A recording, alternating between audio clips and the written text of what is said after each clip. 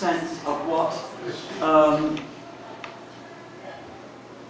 of what they wanted, of intellectuals having to take a step back and really thinking about their relationship with what Fanon will call putting themselves in the school of the people. Right? Now, I'll just end with this last issue.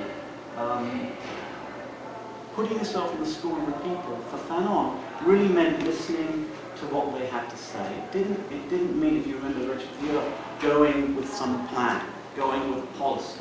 Right? It didn't mean speaking the language of the technocrats, right? Which is really about what the post-apartheid South Africa speak. It's a technocratic language, it's about service delivery.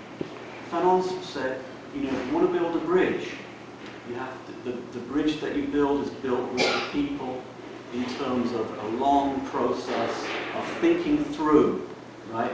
Thinking through what Cody calls the thinking already done in communities. In other words, there's a different source of thinking.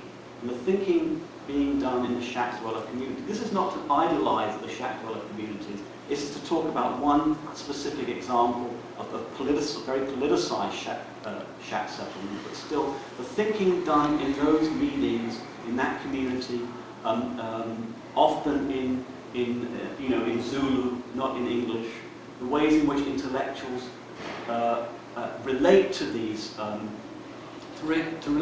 people have been quite interesting, because it really divides those intellectuals at the university, for example, those who wanted to continue to think with the shack dwellers, with those who really want to just think about what the shack dwellers need as part of a different program.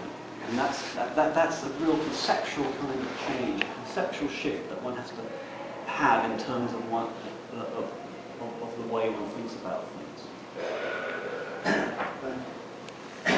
It's only a